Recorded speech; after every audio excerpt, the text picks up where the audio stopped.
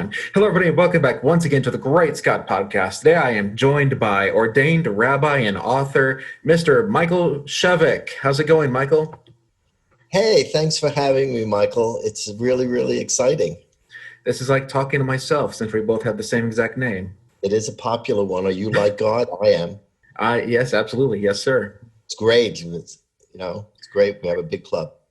So, Michael, you have a interesting approach well, actually, let me say this. You have two books that have come out, and one of them is Soul Lesson from the Wizard of Oz, How to Follow Your Yellowbrick Road, and The Six Fix, The Spiritual Healthcare for a Stronger America. Let's talk about the Wizard of Oz book, The Soul Lesson from the Wizard of Oz, How to Follow Your Yellowbrick Road.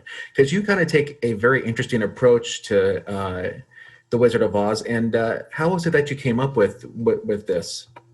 I have always been fascinated by the story. Even when I was in fourth grade, I devoured the books on it. And the movie, of course, was something that I couldn't stop watching every year. I don't know how to explain it. There was something in the story below the surface, and it was speaking to me. Year after year after year after year, it was speaking to me. And honestly, Michael, I didn't even know what it was. It was drawing me. It was drawing me. And over time, little pieces of what was pulling on me began to surface. Like when I was 16, I wasn't having a great life, so I went into therapy. And then I didn't even tell my folks, I just didn't eat lunch, and I just took my lunch money and I gave it to a therapist. But then I started to get involved with psychology, and I came upon an article in I think it was Psychology Today, where they were talking about what a psychoanalyst calls transference, where you begin to project your stuff onto the therapist, but eventually you realize he's just an ordinary man, like the wizard behind, do not pay attention. Interesting, yeah. So I began to put together pieces and realized that I don't know whether Frank Baum knew what it was speaking to me. I still don't know that. I haven't found it in any of the annotated books. But over time, it became very clear to me that it was telling me about a spiritual path. And the more I studied different religions, and eventually, much to my surprise, I actually became a rabbi, which is really much to my surprise. It just happened. I met my mentor who declared me his student. But the more I studied these different disciplines and thought processes, the more I just hit me one day that, oh my God, it's the story of the Wizard of Oz. You get rid of all of this fancy religious talk, and you just deal with bringing the pieces of yourself together as a human being. Your mind, your heart, your will, the scarecrow, the tin man, the cowardly lion. And it was a book that could teach people the basic dynamics of spirituality, of finding that experience called God. Okay? The experience called God. Because no one can tell you for sure God exists, but you can have an experience. Yes, sir. And that experience is called God. So that's what happened. And much to my surprise, the book just popped out one day. So it started with The Wizard of Oz, and then you became a rabbi out of it. And now you're no longer a rabbi, right? No, I am, but You still are. I am, but I don't have a congregation. I've done interreligious work around the world for years, written some books, and I do a lot of nonprofit work. A lot of nonprofit work and international work. I actually work with the granddaughter of General Patton. She and I created the little publishing company behind the book. So I do a lot of that kind of work all around the world with the Muslims, with Catholics, with all sorts of people who are seeking an experience called God. And I do like going to your book here. I want to just talk about a couple, and there's great truth behind this that you've come up with, and I'm just looking over. It says your spiritual awakening is already right here where you are right now. Just got to believe in yourself. Look, isn't that the story of the Wizard of Oz? Yes. You know, Dorothy is there. She's in a pigsty. You're in Kansas right now, Michael, which is really prophetic when you think about it. Dorothy was in a pigsty with all apologies to that fair state of Kansas. This is not at all maligning, but Oh, she's in an ordinary black and white and gray and flat place, and she can't see the brilliance of it. She can't see that she has around her the perfect friends for her spiritual advancement, the perfect love, the perfect care. And she has to actually have a kind of strange mini nervous breakdown and to move to a technicolor change of consciousness called Oz in order to eventually come back and say, oh my God, everything that I need is already here, but I couldn't see it.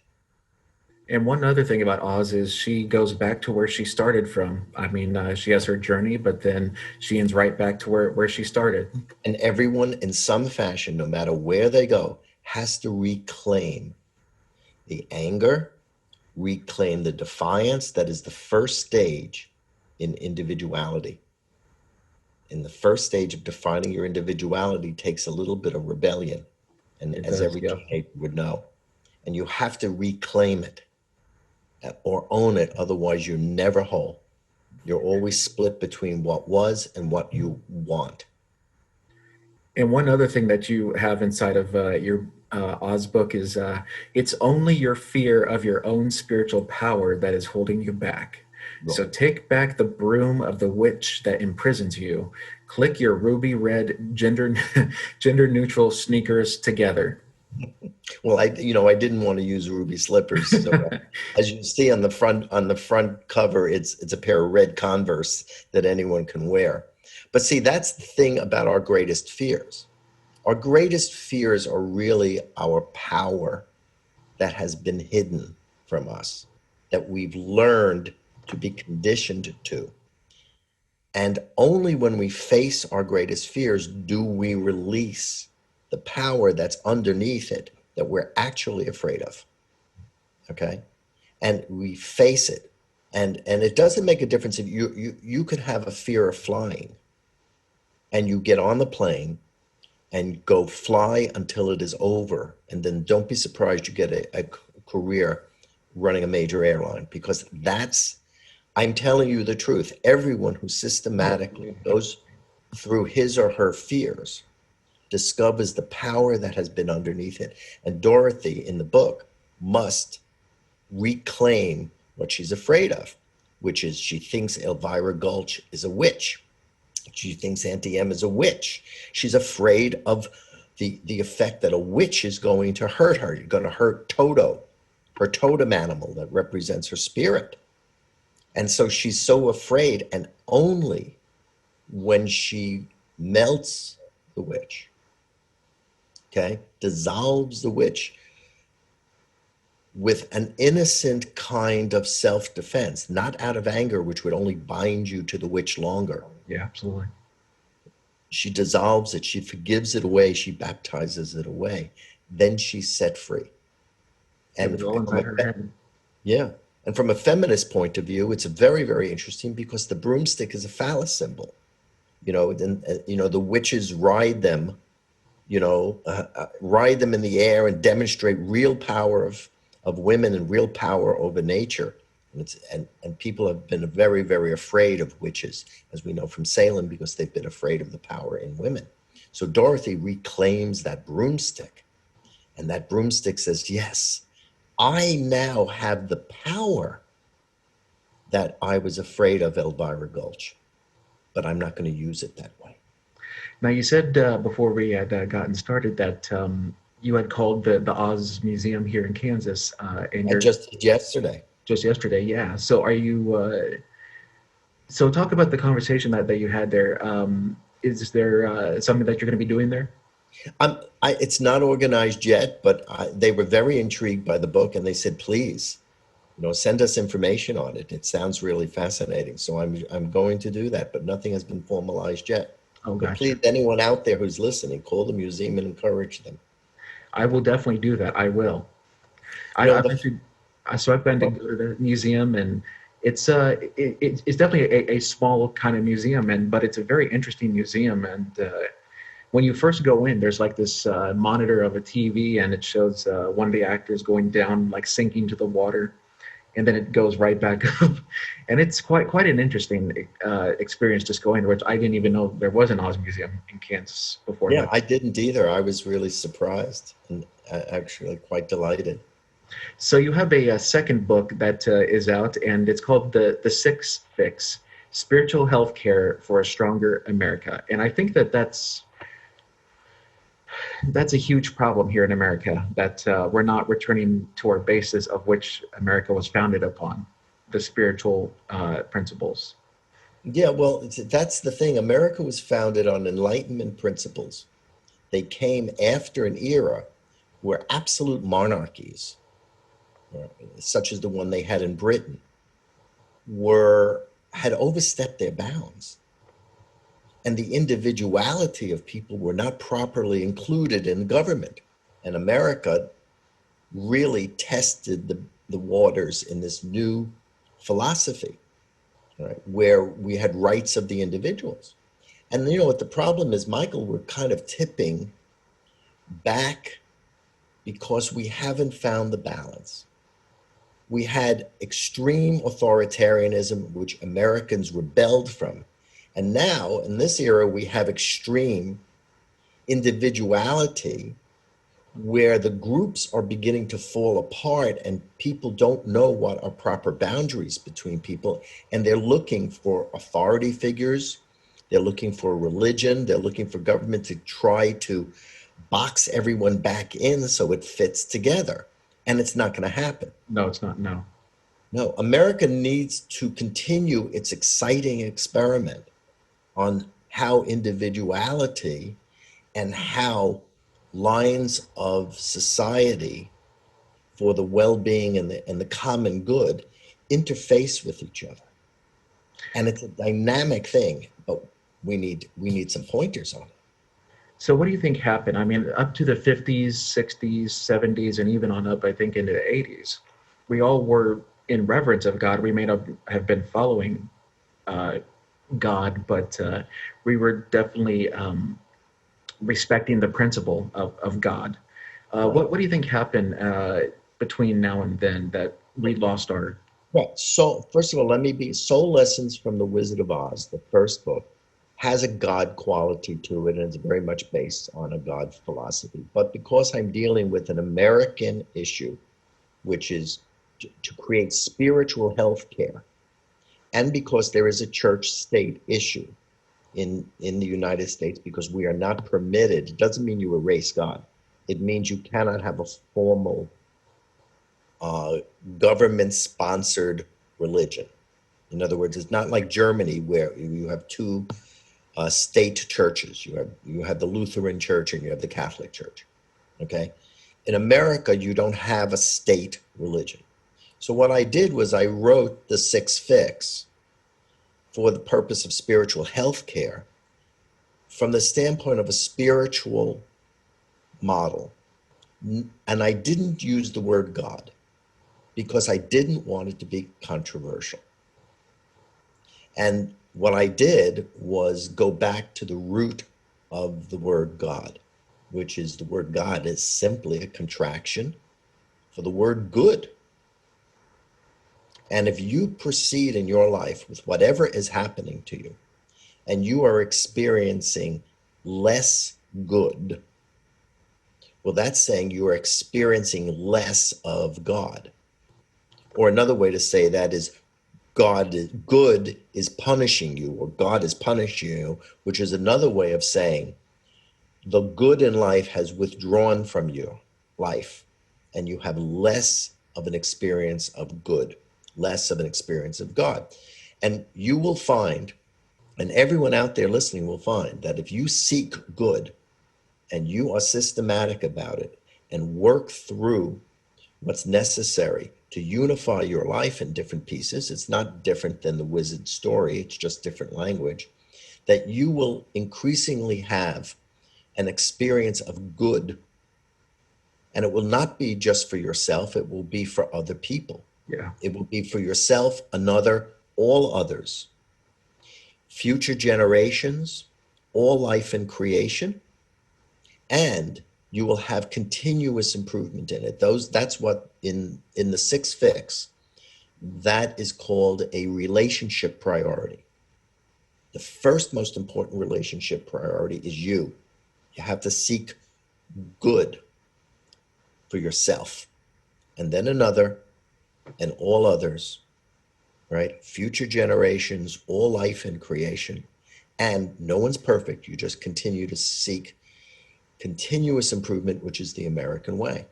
I And think, yeah, what? I think that what you just talked on, I mean, I think for me at least, that your life does affect the future generations to come. Yeah. Yeah, it's And amazing. I mean, because in the Bible it says that the sins of the fathers are passed down to generations. yeah, it also says in the book of Exodus 34, verse 7, says the iniquity is passed to the third and fourth generations. Yeah. I think it was the Iroquois uh, believed that you had to make a decision as so that it would be good for the next seven generations. So we're not thinking when we make decisions as individuals, we're not thinking, how is this going to affect the future generation? As my mother had a great expression, Michael. My mother was telling me, she's 95 right now. My mother was telling me the story of her neighbor who sold the house she bought for $12,000 for $450,000, and how excited she was that she made that much money. And I said, "Well, that's really great Yeah. that she did that." My mother said, "Oh yeah." So she made the money and impoverished her children who can't afford a house. Hmm. She said, that's not progress.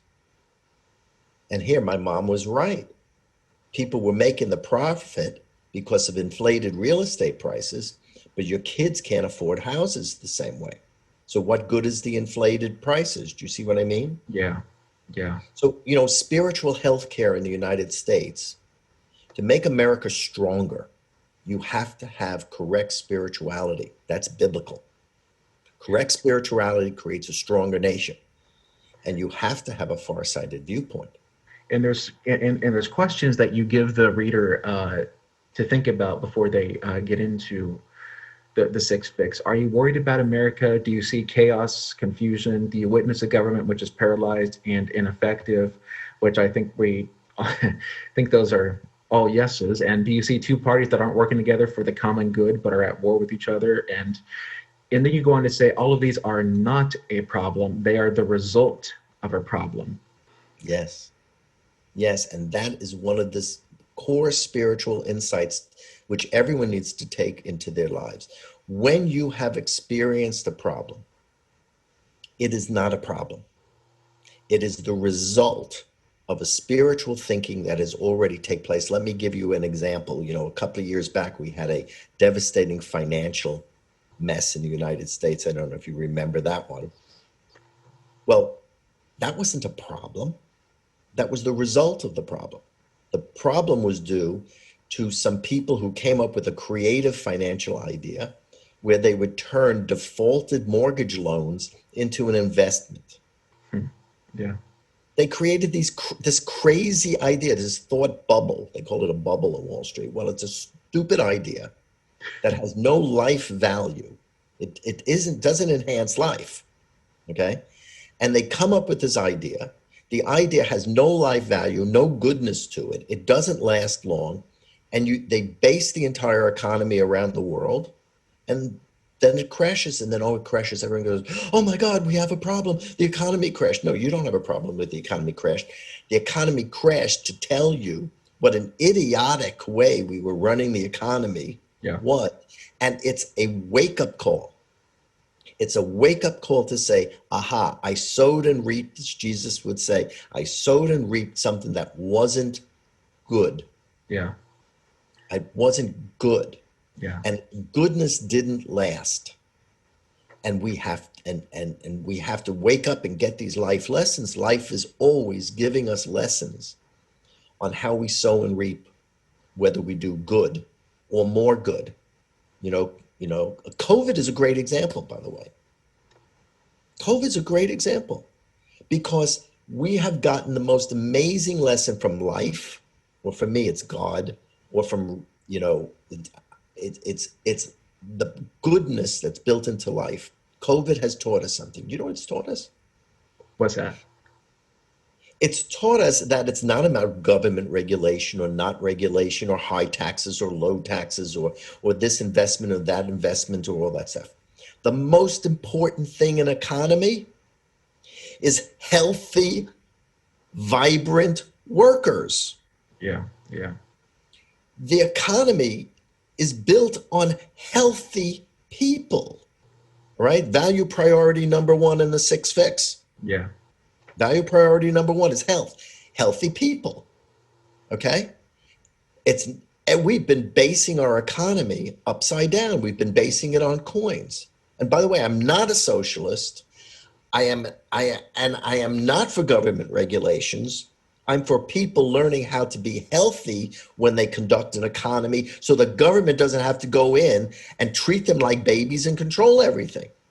Like a herd of cattle. Yeah. Like a herd of cattle. I don't want government regulation. I love free enterprise. Okay?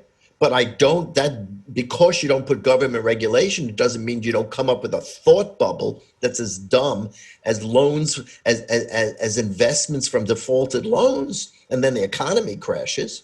There has to be some real responsibility here. Health. And health doesn't mean health care. It doesn't mean creating a private thing or a public thing or any of this. Health means health. Okay? If we had health in the U.S., the economy, the health care would be cheap. Yeah. It's because we don't treat ourselves with any respect.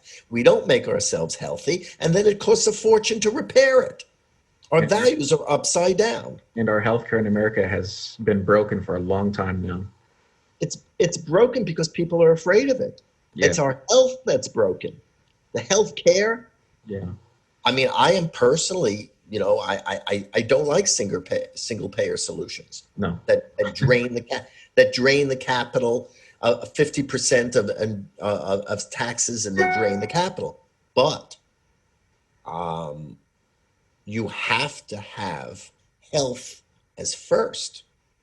You have to have a society that encourages health. It has to be part of American culture. That's, by the way, value priority number one, if you read the book, is health. Health is first. Because if you don't have that, you don't have an economy. You know where the word economy comes from? Health? No. No. Household. Oh, house, yes. It comes from the Greek oikomene, which means household. And if you want to know every time we have a financial problem, what we sowed and reaped that caused it, it's because we didn't treat each other like a household. It's interesting. Yeah. Yeah, that's true. And that's where the word economy comes from. So everyone thinks it's this big, giant coin machine that they have there. But Yeah. that's not what's happening. The ups and downs in Wall Street, the cycle are due because we're not in alignment to the way life is designed to work. Now, I personally believe God designed the way, but that's my prejudice. But it doesn't make a difference because the laws of spirit in life are there. And they're there whether you believe in God or not believe in God. They're just there. You put your hand in a fire, you're going to get burned. No, I definitely agree with you. I mean, God made this world to be a certain way, and it doesn't work any other way except with Him, His way. Right. And when something goes wrong, it's a wake-up call to what old-time religionists would call sin. And I'm a more contemporary person, and that word is really a nasty word, not used properly. Yeah. Which is you're living in an unalignment to the design of this world. Mm-hmm. Yeah, and that's what it is. That's what it is in the Bible. And so we get a wake up call. Oh my absolutely. God, you know, COVID, okay? How very strange that even the name of the virus in Latin would be covide or covite, which means let's live together. That's what it means, covide. I mean, get the lesson here, Yeah, okay? absolutely. Get the lesson, guys, Yeah. you know? And, so let's talk about you as a person. I like the bio that was sent to me. It says you began you began your career as an award-winning madman. Yeah, really, I know it's so strange. I'm a medical school dropout because I had a very good Jewish mother who was pushing me for medical school, so that didn't work. And I found my way. I began to write a children's book, and I said, gee whiz, I can write. And then I thought I would just enter writing some, Madison Avenue stuff because my brother, who was in Madison on Madison Avenue, he was an artist, had married a copywriter. And I said, oh, well, she can write and make a buck. So I did that. And it just so happened I was very fortunate. I met Phil Dusenberry, may he rest in peace, who was a very, very prominent ad man at that time. In fact, he was the guy who had done Ronald Reagan's Morning in America campaign, and he was responsible for accidentally lighting Michael Jackson's hair on fire for Pepsi, Yeah. and it was an accident. And he discovered me, and I had a very very exciting career for about 10 years, on and off a little bit more. And I wrote, my claim to fame is still out there. I wrote the campaign line, Gillette, the best a man can get. But and it's aired in 120 different countries. It's still going. It's still there. And every time I travel, I see it on the TV in every language, and it's very exciting. Do you So still then, get royalties for that every time it airs? no, I don't get any royalties. I was an employee. Oh, okay. You can find me on the internet. They do claim that I wrote the lines, so which is true. So, and then I had a a terrifying uh, spiritual experience. I got fired from a very, very large position, and my ego needed correction, right? And I got fired. And a strange thing happened, Michael. A newspaper arrived from my local town. I was living in Long Island with my wife and kids. And it said that a new rabbi had come into the town. And I'm not particularly religious. And but it was curious because he was born in Italy. He was Italian. He was educated in New Orleans, Louisiana, and he had just come back from Dallas, Texas. Well, Michael, you can't write this. My wife is Italian. She was born and educated in New Orleans, Louisiana, and her son had just come back. He was living with his father from her first marriage from Dallas. Mm, And that could not be by mere chance alone. I mean, the story of my life was written on my wife's soul. wow. And I said to Teddy, dress the kids. We're going to the synagogue. The guy's been sent by God. And she said, you're out of your bleep mind. And I said, yep, I'm out of my bleep mind.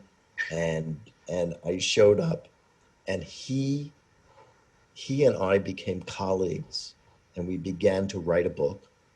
It was my first time I went back to writing a book after advertising. And then over time, he basically sat me down and he said, I've had students who have intellects, I've had students who have hearts. You have both. I believe you are the student who is my successor. And at that time, he was a key leader at the Vatican with the healing between the Christians and Jews, which is now expanding to Muslims. Rabbi Now Ben this is Perot. now is this your mentor that you were talking about Yeah. earlier? Yeah. And so what happened is I was I couldn't believe it. It led 7 years later to me, you know, completing my ordination, and Mazel tov. thank you. Your Hebrew's good, and he's still alive. He's 87 years old, Wow. and you know, and my life changed. So life is very, very mysterious. So it has been multiple careers. I'm just kind of searching, and I always just keep praying and allowing life to lead me where it needs to go. And that's a nice secular way to say it. I can also say it that I just keep praying and let God lead me, because God is the living God. If you follow Absolutely. Absolutely. Jeremiah chapter 9, verse 9, for example. Absolutely. Now, you also had a career at Apple working for Steve Jobs. No, I didn't work for Steve Jobs, but I did. There was a pitch when when John Scully had taken over the CEO Oh, yeah. of Apple, and he's notoriously famous for having fired Steve Jobs. That's what John was the CEO, was like the head of marketing or CEO or something like that. I don't remember the title for Pepsi, and he went over to handle Apple. And I did a number of very, very famous Apple computer commercials, and that helped win the account for BBDO, which is was the advertising agency under Phil Duesenberry. So you know, I think the commercial I liked the best was I was able to get Graham Nash from Oh, Crosby, yeah. Still. Yeah, Crosby, Stills, and Nash. yeah, Crosby, Stills, Nash Young. I wanted Teach Your Children for the Apple II, which is an educational computer. And it turns out that at that time, David Crosby was in prison, and Graham Nash and David Crosby were really Apple enthusiasts. Mm. And they had not given their music to anyone else. And it was because it was Apple, they allowed it. And that was a very exciting thing. That Wow. was a very, very exciting thing. And there was another commercial which actually won at Cannes Film Festival, which had to do with integrating, the creative side, your right brain and your left brain. So it was quite an experience. Advertising creativity comes deep from within you, and teaching your children well and integrating left and right brains. That's part of my life. It just sort of comes up and it bubbles up into whatever I do. And also, one other thing, going back for just a moment to Gillette, they send out those packages every on your 21st birthday. I do believe you get those shaving products. Yeah. Yeah. Gillette is synonymous with your transition from boyhood to manhood. You know, I mean, everyone's had that experience of dad putting your first little shaving cream on your, Yeah. I always, the tip of the nose kind of Yeah. thing. Someone's teaching you to shave. They play the old game, and it's part of life. He You put it know, on my cheeks, not my nose, but that's just him playing but around. yeah, it's ritual. It's Yeah, always absolutely. it's really it's a rite of passage. Absolutely. And I do still remember that. I was wondering, what is this package? Why are they sending me this? And now hearing that makes sense. Sure. Yeah. Yeah. Well, Michael, I do want to give you one more pitch here. You have two books out. It's called Soul Lesson from the Wizard of Oz: How to Follow Your Brick Road, and The Six Fix: Spiritual Healthcare for a Stronger America. Now, they're both out, right? Yeah, the easiest place is to go to Amazon, or you can go to the actual websites that I've prepared. You can get it at Barnes and Noble or any of your local stores as well, Wherever books and are sold. Yep. wherever books are sold. But you can also please visit Oz Soul Lessons, Awesome. OZSOUL Lessons, LESSONS.com, And I'll and put six that in the link right, description. and Six Fix America. Six Fix America. Yes, but that book will help us learn how to heal our democracy and make it work in a way where we don't have to have government control or a bunch of crazy people running Michael, I'm going to write your name on my ballot next election. around. You know, you're not the only person that's ever said that to me. And I don't know. My wife says, "Don't you dare!" But you know, if I'm drafted, I'm not going to say no. But thank you So, very much. That's quite a compliment, Michael. well, I really do love what you're saying. I mean, putting God back in America like it belongs. I mean, President Trump moved the Israeli capital from Tel Aviv back to Jerusalem. And do you think that prediction here? Do you think Trump has a good shot at 2024? I know he said he was going to run. I'm not going to predict, but what I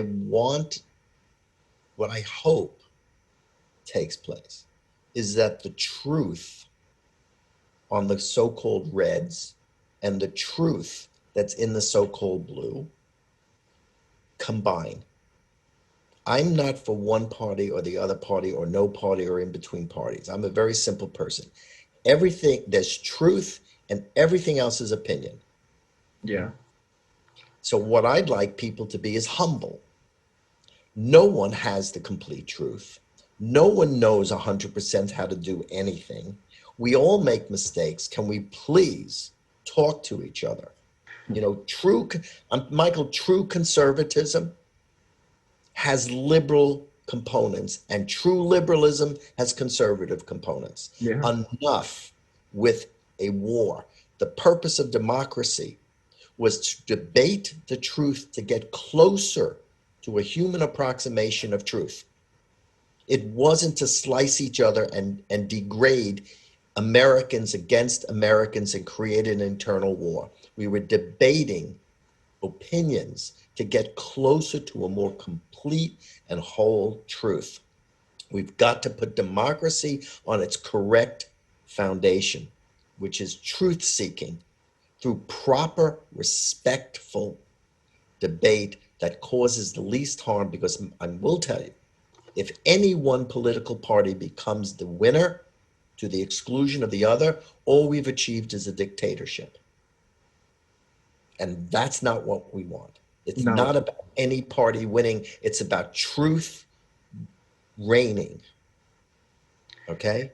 And when you have a country that is split like ours and evenly split, that's not a good sign.